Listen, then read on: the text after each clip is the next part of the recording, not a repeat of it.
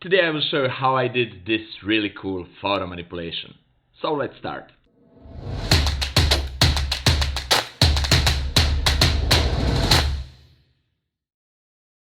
Hey guys, it's Nemanja and welcome to another really fun episode. Today you will learn a lot of interesting tips, tricks and techniques that you will benefit from. You will learn how to create a meteor shower, how to blend multiple images together, how to create this really cool cartoony space helmet, etc. So just sit back, relax and enjoy.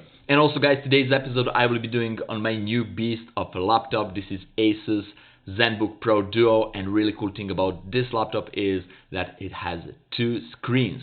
Both are touch screens. The main screen is 15.6 OLED 4K display with resolution of 3840 by 2160, and screen has 100% DCI P3 color gamut, Pantone validated with a contrast ratio of 100,000/1. And the second screen is LCD and the resolution is 3840 with 1100. It's a really powerful machine with i9 processor, 32 gig of RAMs, and it has really cool graphic cards, NVIDIA RTX 2060. So you will see how I will utilize two screens. It's really cool to have two screens. It's more convenient to work with. I personally love to work with two screens. So let's jump straight into Photoshop and let the fun begin. Right guys, you're here in Photoshop and today we will start with blank document. The resolution is 2000 by 2500, so it's basically aspect ratio for Instagram. And as you can see, we have two screens. So the benefit of using two screens in Photoshop is that how I like to use it is to put all the images that we will use today on the second screen, on the lower screen down below, and on the main screen I will have my main image. So first thing that I like to do, I like to use this image and just drag and drop it right here, and that's it. I will make it a bit bigger, so Control or Command T, and I just want to make it a touch bigger, like this. Press OK, and then I will position it probably something like that. Also guys, you can create some kind of helper lines to do a rule of thirds. So you just need to go to View and New Guide Layout, and here you just need to put 3 and 3 in columns and rows, and everything else empty. So this is how it is. I have this, and probably I will leave it something like that. I will see. So the second thing what I like to do, I like to go with this rock right there. So I just need to go to my second screen, drag and drop it right here, and I already extracted this. I already made a mess to save the time for this tutorial. Also I made a bit mess here, so let's clean this up. Okay, and I will hide I can hide these helper lines by pressing Control or Command H. So when I need it, I press again Control Command H, and I will have it here. So for now, I will leave it like that. I will go and say Apply Layer Mask because I don't need it. I will press Control or Command T and make this rock smaller. So I will position it somewhere here down below, and probably something like this. This is maybe, let's see, let's zoom it a bit, maybe even smaller, maybe something like that, and I can press OK. So let me see if I move this a bit. Yeah, I can move it here. So I can always move it left and right if I need it, but I think the rock position is really nice. Something here. Okay, then I can go and do other things. I can go and put a model in. As you can see, the model here, this is myself. I took a photo in my studio and I already extracted the model out of the background. I created the mask. I'll now go right click and say Apply Layer Mask. In case you don't know how to extract basically anything in Photoshop, how to select anything and later extract it, you can watch my tutorial about that on the link right here. So now what I like to do, I like to transform this model myself into a smart object because I want to make sure to get the right size. If I miss the size, if I make myself too small, then I can always make myself bigger without losing an image quality. So let's go right here, and I want to stand something like this. So one leg will be somewhere here and another there. So maybe a bit smaller, maybe something like that. Let me see. This is cool. And another cool thing of having two screens is that I can go to window, arrange, and say I want a new window for this document. And I can just go right here, drag a new window all the way down below here, or just out of this, it doesn't matter. But the point is that now I have just a separate window here on the second screen, and I can see the whole image without without those lines, without anything on this screen. So it's really cool, and I can zoom this and make the size bigger and smaller, and here on the second screen I can see the proper size of the overall image, the model on the overall image. So this is really cool having two screens, guys. I really love it. Okay, so probably this is cool. I will press OK, and now what I like to do, just to move the model a bit here, I like to play with some colors before I continue messing with the image. So I will press Ctrl or Command H to hide the helper lines, and then I will go to background. So this is background. I will double click and rename it. Okay, and then I will right click and convert this to smart object because I want to apply smart filters on the background. So now I will go to filter and camera raw filter. I want to make the background a bit more blue. So I will go with the temperature more towards the blue and more towards the magenta, something like that. Okay, and then I can go here to split toning and add a bit of blue in the shadows and a bit of reddish in the highlight. So this is something that I want for this image. I will press OK, and if this is not quite there, I can always double click on the camera raw filter and go and change the same settings, play with this, do whatever I want. But I like it like this. And another benefit of having smart filters is that you have now here a layer mask, and you can go with a brush. I'll go with really soft brush, maybe 20% opacity. I can paint out some things. Maybe I want maybe more yellow here and here, and I can paint that out, etc. So this is really cool that you can paint out the effect if you think it's too much, but this is really cool. All right, now what I like to do, I like to create a new layer. This is clone. I will name it clone because I don't like this thing right here, whatever it is. So I will use the stamp tool, make it a bit bigger, and I will just go and press, make sure that I'm on current and below option, and press and click right here and just maybe paint something like that.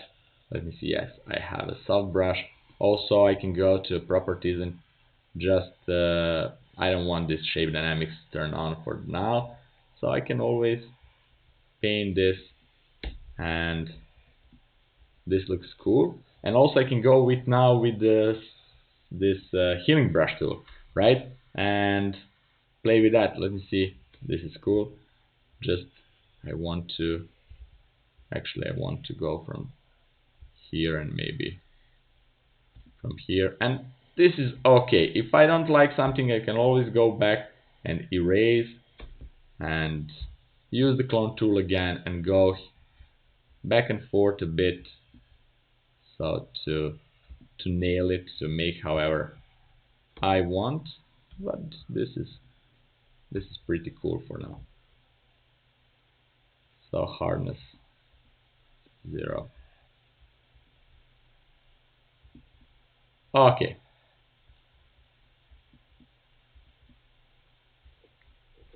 This is nice. So you can do that, or you don't need to do that, however you want. This is just me showing you that's the option. Maybe you want to leave it like that. Everything is cool. So let me see, if I just lower the opacity a bit, maybe I want something in between. This is cool. Okay, now what I like to do, I like to go and colorize this rock. So this is rock, and this is a model.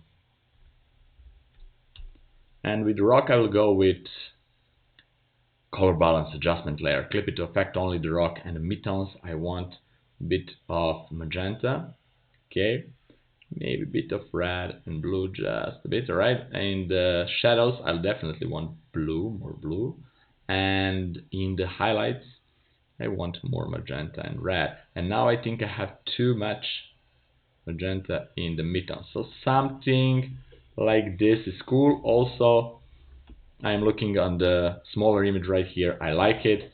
That's really cool. Also, another cool trick is that I can go to the second screen, to the smaller image, press F on the keyboard to have only that image visible to if I don't want to be distracted with other images on the screen. So I can do that, and that's pretty awesome. And for now I will leave it like that to have only the smaller image right there. Right, the next step is to go to the background and create a color layer, right? And I will put it in the color dodge blending mode, and now I will colorize the background. So I will go with some kind of maybe more like pinkish reddish tone, and with a really soft brush I will just go with maybe 20% opacity and just add a color. So I don't want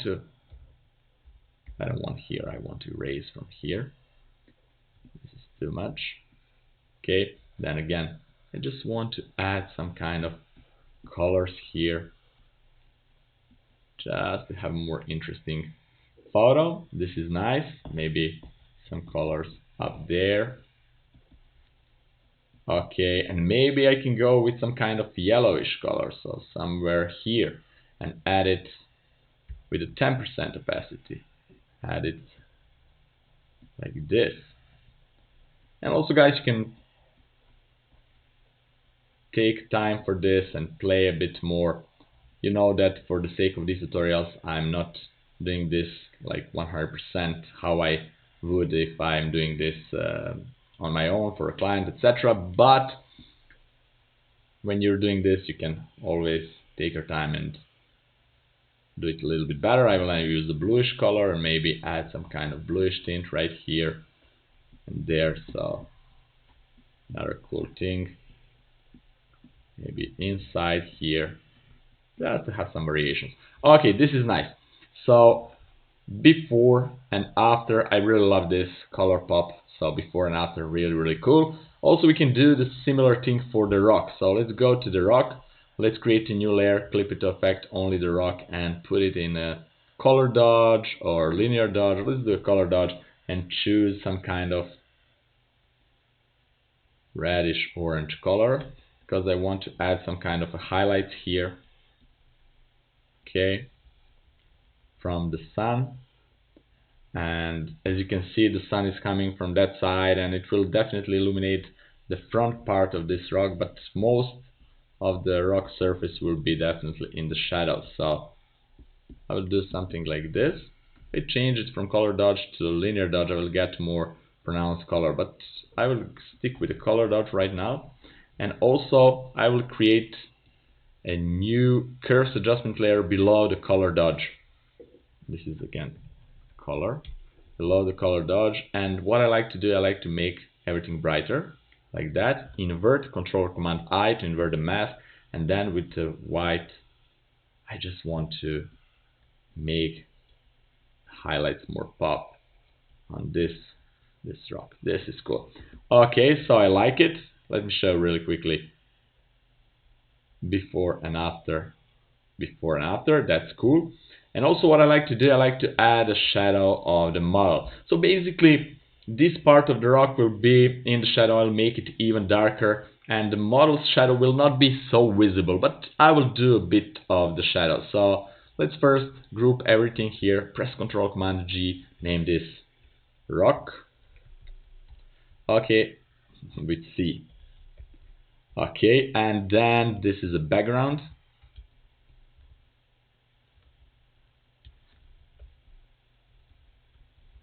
Okay, I don't need this layer, I can delete it. And also the model, I will create a shadow below the model layer, and I can group the model and in the shadow to model. Okay, So I will go to a shadow layer. I double tapped. So go to shadow layer and go to multiply blending mode. And then I will go with the brush.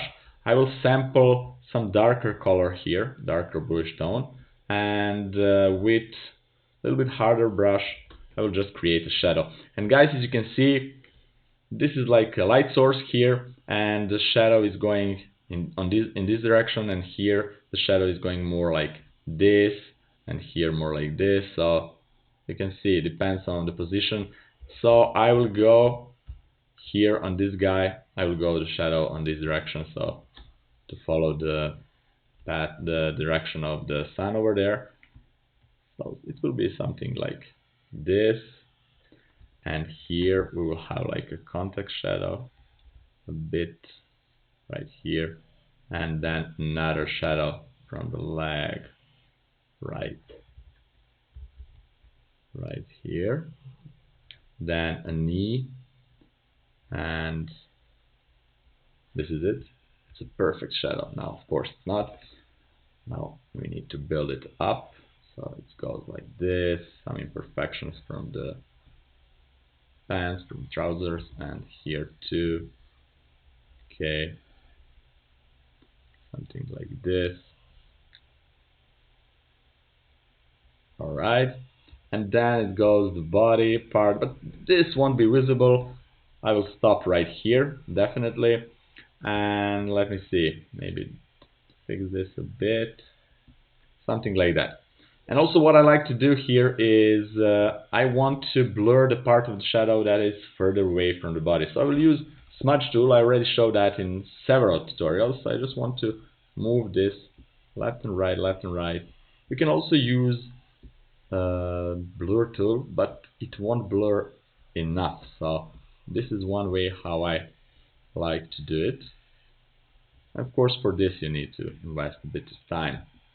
But now, because this shadow actually won't be so visible, I won't do too much. So this is cool. Okay, and also I will go on the shadow layer, create a layer mask, go here to gradient tool and change to color to transparent. All right, and I will choose a black as a foreground color and just do something like a gradient. This is cool, and lower the opacity of the shadow, so I just have a small, barely visible shadow. Also, when I go to the rock, I can go here and I can just go and create exposure, maybe adjustment layer, clip to affect only the rock and make everything darker. We can do the same with, let me show you, we can do the same with a curves adjustment layer. It's a bit different effect, but the point is that we want to make darker. See, with the curves it's more saturated, and with the exposure is more darker without saturation. So this is something that I like. Exposure, right? Invert the mask, and I just want to make everything a bit darker, not too much, especially this part, but just a bit. Okay, so this is cool. And now, as you can see, guys, the shadow is barely visible, but it's still there. We know that it's there, and I will leave it like that, and that's cool. Okay, so the next step is to add even more elements to the scene. I will add some space elements that I already created for one of my previous tutorials. I think I called it Imagine Your World. You can watch it on the link right here. And I will colorize everything a bit and create that funny, cartoony looking space helmet, and create some meteor shower, and we are finished. So let's do it.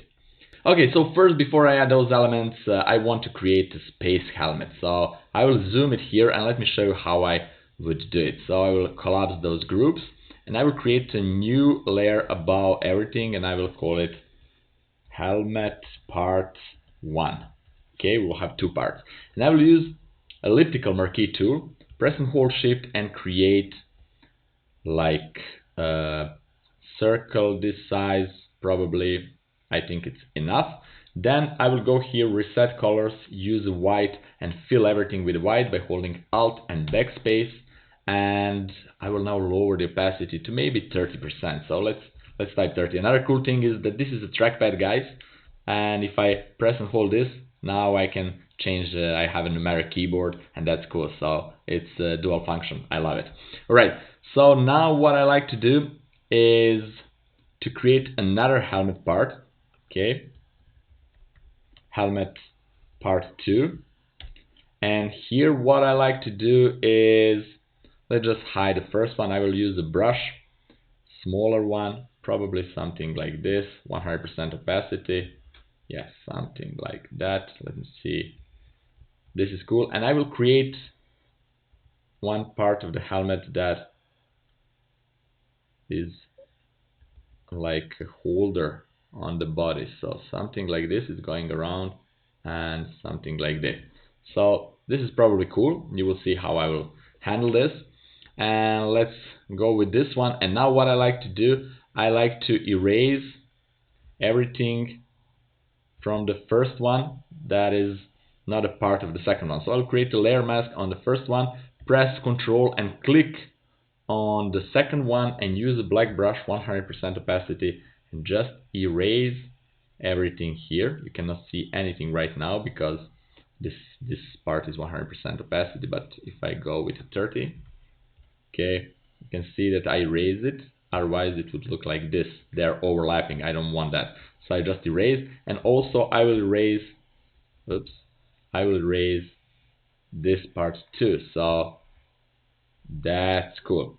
You can see I have some parts that I want to paint back, so no problem with that. Just use a white brush and just paint back. And I will actually leave this line because I want to have some kind of separation here. You will see. And also guys, what I like to do, I like to go to the second part, go right here. Let's hide the first part. And I want to erase something. So definitely I'll use the black color, and I don't want this. I want to go more like that. And here I don't want it here on the model, right? I want this to go more again around. So I have impression that it's going around. Let me see. Yeah, this is cool. Also, now I will put the first one and paint out the parts that I now missed. Actually paint back, no problem at all. Just paint back with a white brush.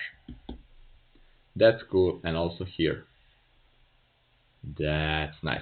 Right, now that we have this, we can play with some highlights for the helmet. So to do that, we will just go with another layer.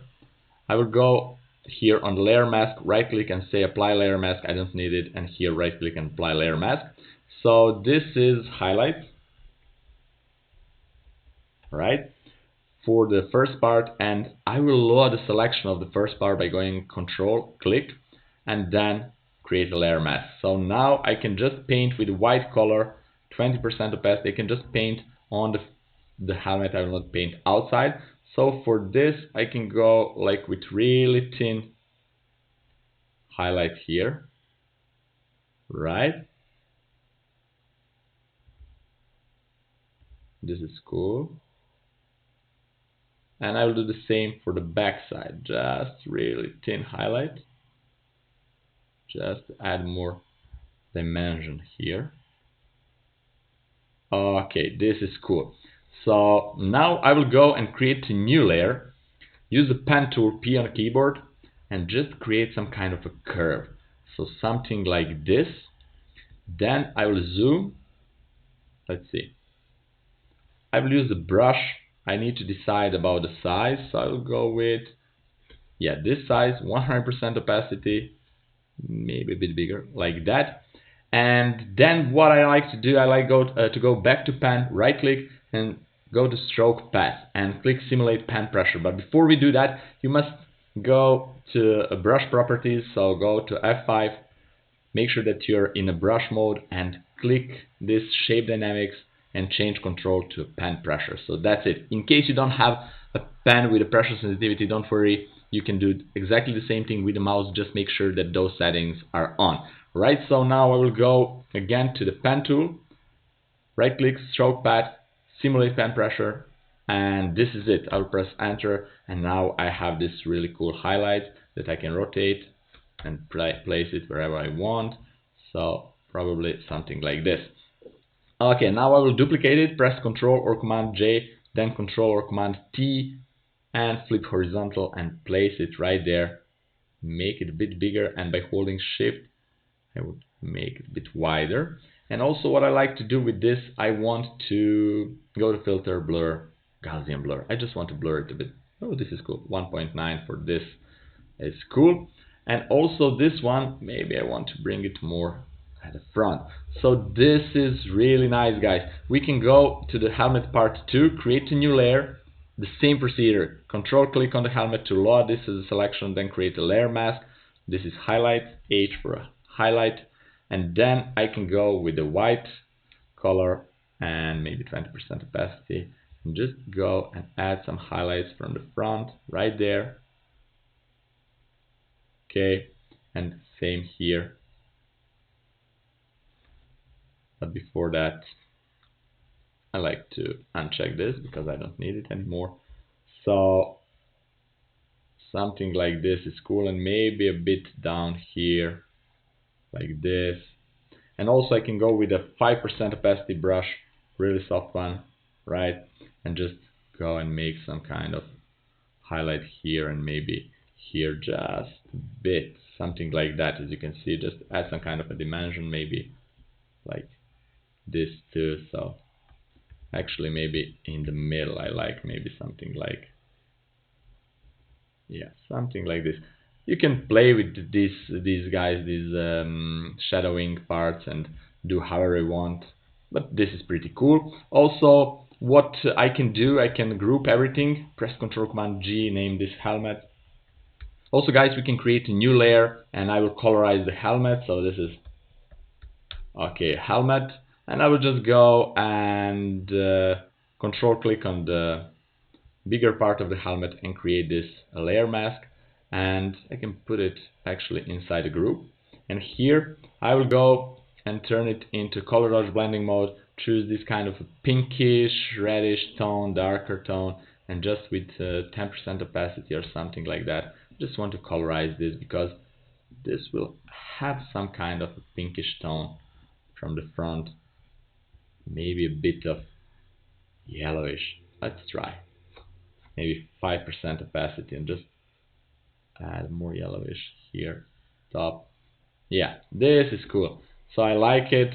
Maybe some kind of a bluish from the back, because maybe there is like a bluish color at the back of this guy, maybe a bit desaturated. So this is it, right? So now we have really nice cool helmet, and we can add even cool effects to the helmet. We can add some kind of lens flares.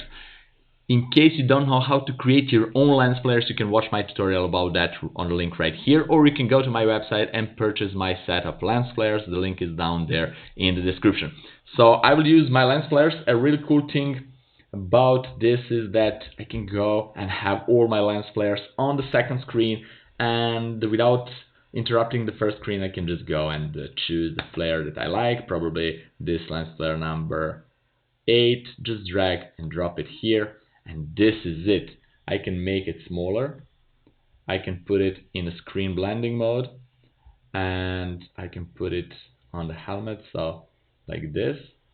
Cool thing about this small screen is that maybe now I can make it a bit bigger to see only the guy, and now I can go, oops, I messed the flare, so let's go back to the flare and just put it here, make it smaller. I need to press enter to confirm it, and then put it on the screen blending mode, and again I can now play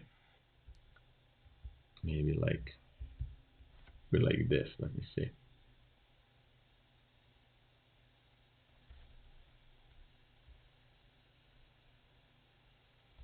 Okay, I can put it on the front part of the helmet and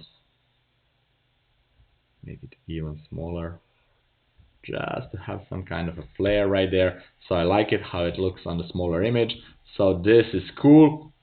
And now we can maybe add some colors on this guy. So to do that, I just need to go to a model, go right here, create a new layer, clip it to affect only the model. This is colors. And again, we can do the same thing. We can go with color dodge and choose that kind of a pinkish reddish tone, darker one, and just paint on the model, maybe 30% opacity or so. And let me see. Yeah, this is cool. So I can just paint here on the highlights a bit. And if I don't like the tone, I can always change the tone of this by adding a hue and saturation adjustment layer, or just without adjustment layer, just play with that. You'll see now. So this is cool. Maybe the face a bit pinkish, right? And if I don't like this, I can go with press Ctrl or Command U to add a hue saturation and just change the color. So maybe more towards the red and a little bit saturated. Let me see. I like it. So this is it. This is the model. What we can do here is to go with the curves, clip to affect only the model, make everything brighter, invert it, Control or Command I. I just want to make the shoes a bit brighter. This part a bit brighter. This is cool. And also this part a bit brighter.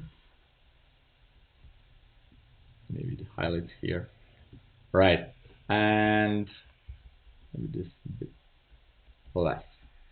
Like that. This more. Okay.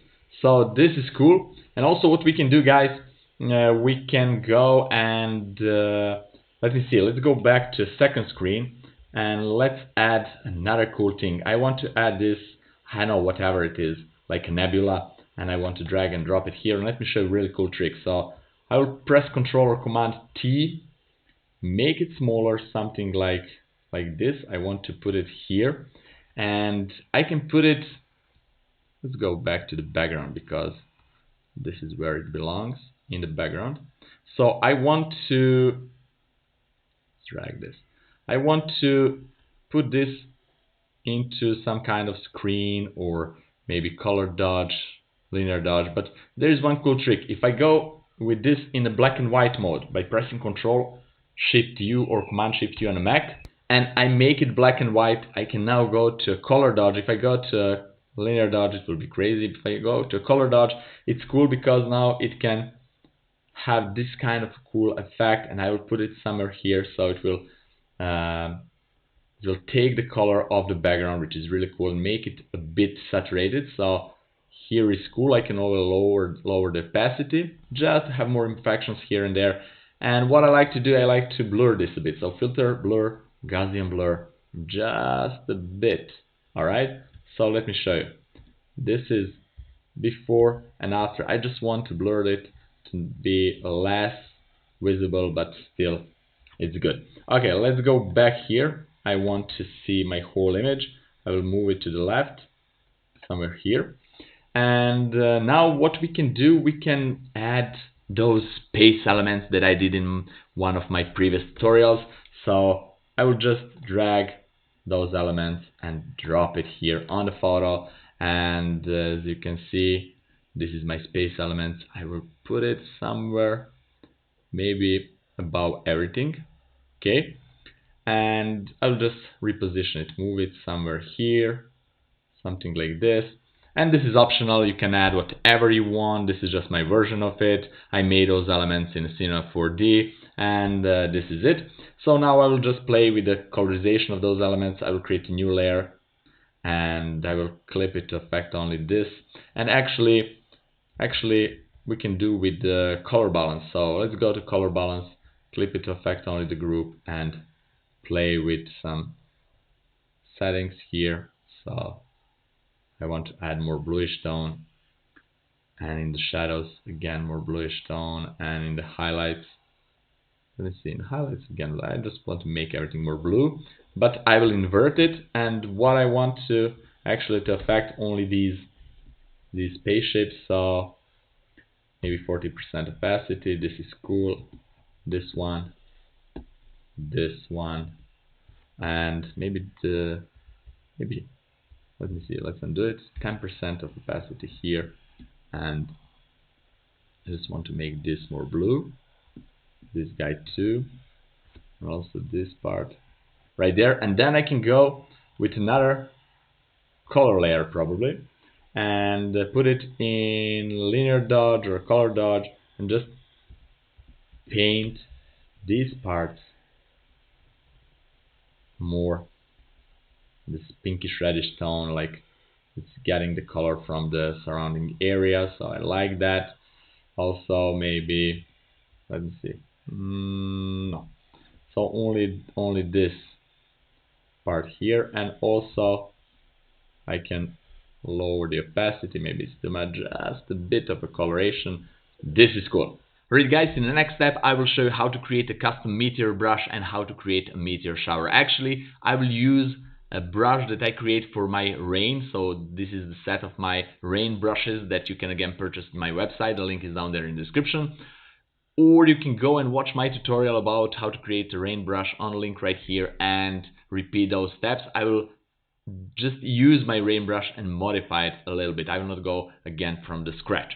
Okay, so to do that, I will create a new layer, a new document, press Ctrl or Command N, and I will go with 2500 by 2500 and 72 dpi resolution. Press OK, and here I will just go with brush, right click, and load my rain brush. Right, I will use the first one. I have several, I have 10, so I will use the first one. And as you can see, this is my rain brush, and we can use this for making a meteor. So I will just go with the one. I will go with the black one, maybe, let me see, like this.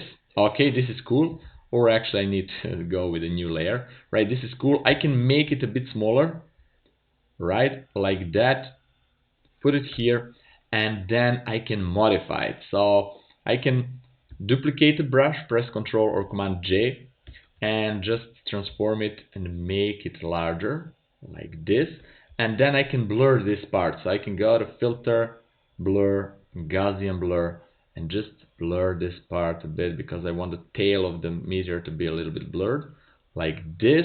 This is cool. So we have this and that, and also I can go and with the regular brush all the way up, general brush is just a regular soft round brush, I can just go and maybe erase this if I don't like, or I can leave it. It has a really nice fun part. I can even add, let me show you, I can even add a new layer and really soft brush, maybe 10% opacity, and I can just add like halo around. This is cool. Maybe more like that. And we can use this now as a meteor brush. So how to do it? It's really easy. I will just go to Edit, Define Brush Preset, and name Meteor. Okay, and this is it. This is our meteor brush. So I have it. Now we need to change some settings. So we need to go to F5 or brush settings right here. Go to Shape Dynamics. Go with the size all the way up. Go to brush tip shape. Go with the size all the way up, and this is something that we will change, depends of the image resolution, etc. And go to scattering and scatter this a bit, so we will change these settings. We will see. Also, shape dynamics, make sure to go with the angle to direction, because what is this doing to the brush? It will follow the direction of, now it's too scattered, but let's go right here. Let's change some settings like this. Now it will follow the direction. So now I'm going from this upper right corner to down left corner, but it's not right direction. So we need to right click and change this. Let me see. Yeah. So this is right direction. This is cool. Right. We want this. Also, if now it's too wide, you can go again and change some settings here. Make it like this. This is cool. Maybe the scattering's too high. This is something that you need to play with and see the options. So, okay, I will now close this document. I will not save it. I have my brush, and I will go and say, okay, this is meteors, right? And I will go with this all the way just above the background, right? Between the rock and the background. So let's go and collapse the model group. right? And here I will use the white brush, okay? And I will just go like this.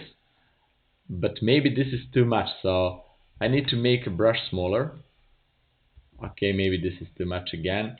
And I can now go to the settings and just play with this. Maybe like that. Let me see. This is cool, maybe even less.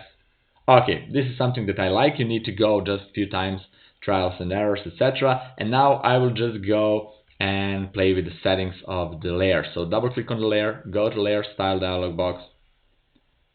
And here, what I like to change, really cool thing about this is that now I don't want this dialog box to cover my image. I will go right here and I will play with these settings. So here we can do a few things, but for you to be this better visible, I will go right here. I know that second screen is maybe not the right angle for you. So what I like to do here, I like to go to where it is, outer glow, right? And I'll choose this kind of pinkish, or maybe this kind of color, we will see.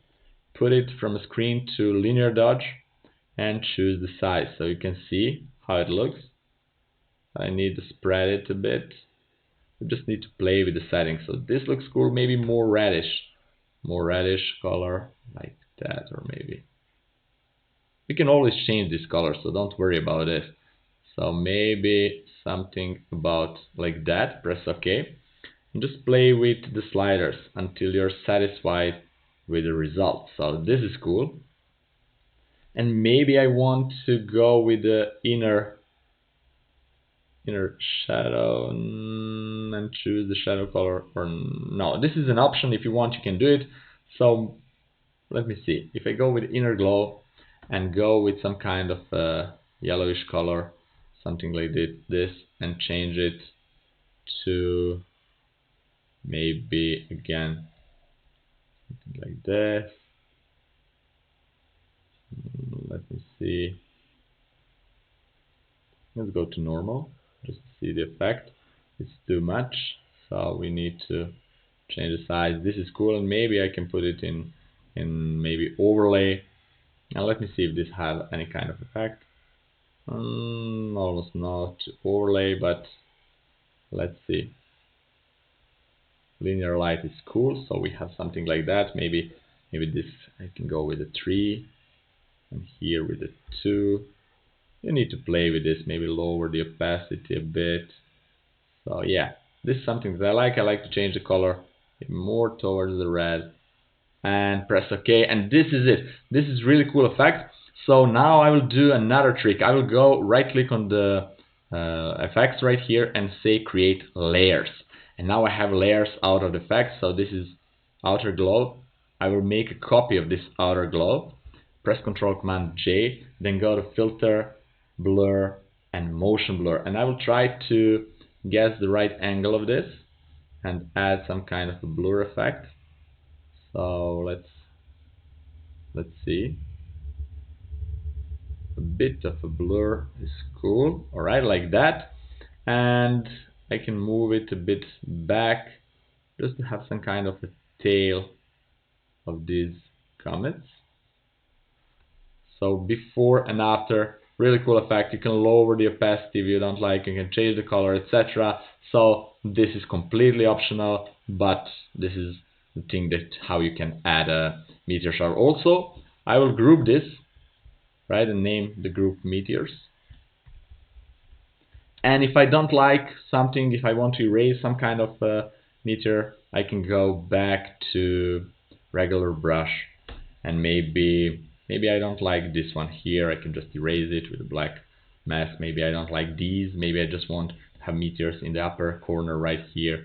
Maybe I don't like this, etc. I can go inside. Actually, I can go and create a new layer and add again with the same brush and with the same effect that we can add later. I can add even a few smaller ones. So as you can see, if they are smaller, then they are more dense. So I can go right here and change some settings